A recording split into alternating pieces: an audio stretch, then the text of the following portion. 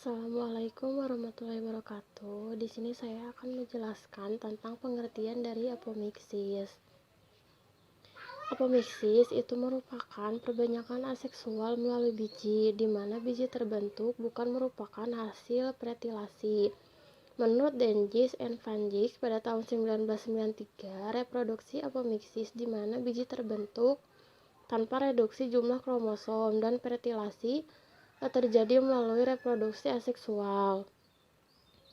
Nah, apomiksis sendiri dibagi menjadi dua. Yang pertama, reproduksi vegetatif, yaitu memperbanyak tumbuhan dari bagian tubuh selain bijinya.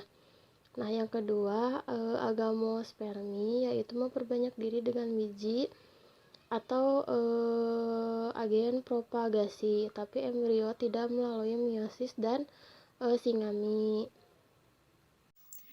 Mekanisme apomiksis. Mekanisme apomiksis terbagi menjadi dua, yaitu yang pertama, apomiksis porofitik. Terjadi perkembangan kantong embrio yang mengikuti jalur seperti angiospermae pada umumnya. Namun, selama mitosis, megaspora fungsional dan diploid somatik mengelilingi kantung embrio dan berdiferensiasi menjadi sel embrionik. Sel embrionik memulai proses mitosis dan membentuk beberapa embrio berbentuk globular yang dapat berkembang menjadi dewasa jika dibuahi secara seksual. Apomiksis porofitik menyebabkan benih mengandung banyak embrio.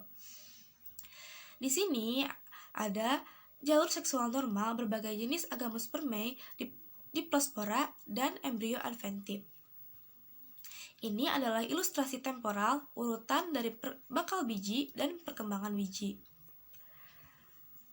Mekanisme apomiksis yang kedua adalah apomiksis gametofitik yang berhubungan dengan pembentukan kantong embrio secara mitotik dari sel diploid ovul dengan melewati meiosis atau apomeiosis. Apomiksis gametofitik dibagi menjadi 4, yaitu apospori, diplospori, embriogenesis adventif, dan partenogenesis. Yang selanjutnya akan dijelaskan di slide berikutnya. Nah, selanjutnya, apospori merupakan aposmiksis gametofitik di mana kantung embrio tereduksi yang timbul dari nukleus somatik yang berkembang dari megaspora fungsional yang berada di jaringan ovular. Selanjutnya, displospori adalah pembentukan kantung embrio dari sel induk megaspora proses meiosis. Lalu ada embriogenesis adventif yang berasal dari sel somatik ovul, sel-sel integumen. Sel-sel ini berkembang dan membentuk embrio dan berkompotensi dengan embrio seksual yang terbentuk setelah pembuahan. Nah, setelah 2N gametofit dan gamet betina terbentuk atau apomeiosis, kemudian terjadi embriogenesis tanpa pembuahan oleh gamet jantan.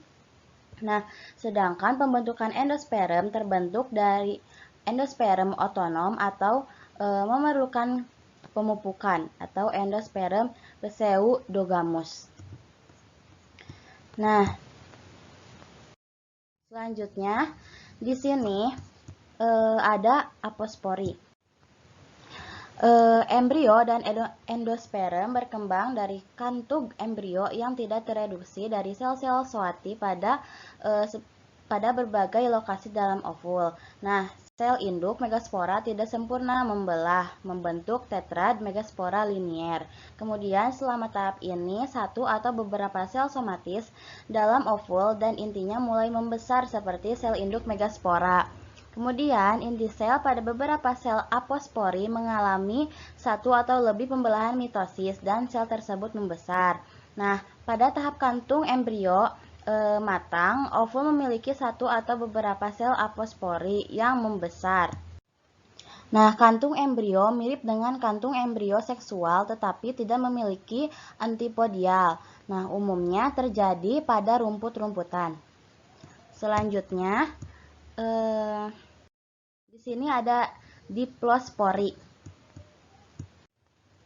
Embrio dan endosperm berkembang dari kantung embrio yang tidak tereduksi, dihasilkan dari sel induk megaspora.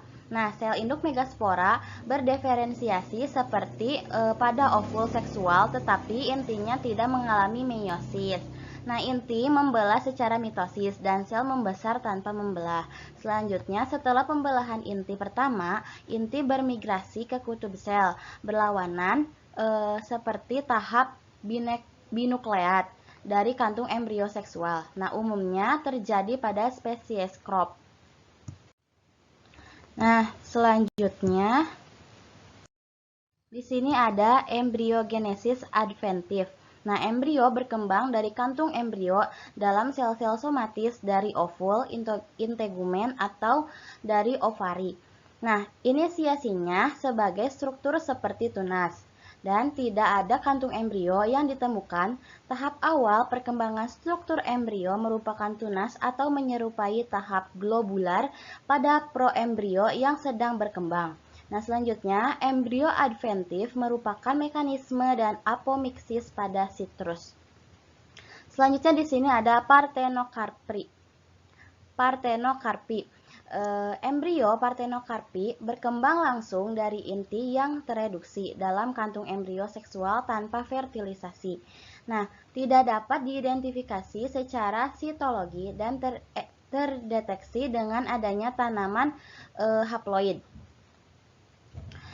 Kemudian, partenogenesis secara normal jarang terjadi, bersifat acak dan spontan.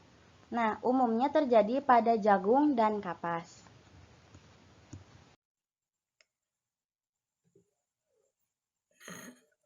Baik, saya akan melanjutkan presentasi tentang apomiksis.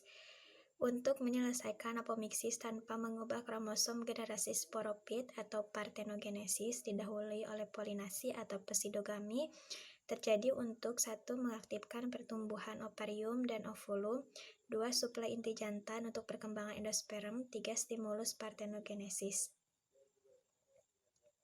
Jenis apomiksis itu ada 2. Yang pertama, apomiksis obligat, reproduksi tumbuhan semata-mata melalui pembentukan biji apomik atau aseksual saja. 2. Apomiksis fakulatif, di samping reproduksinya melalui pembentukan biji apomik, juga dapat melalui pembentukan biji dari hasil fertilisasi dipengaruhi oleh faktor lingkungan, fotoperiode, atau panjang pencahayaan. Contoh nyata apomiksis dalam kehidupan sehari-hari itu ada tanaman manggis, pisang, cabai, mentimun, terung, nanas, dan jambu.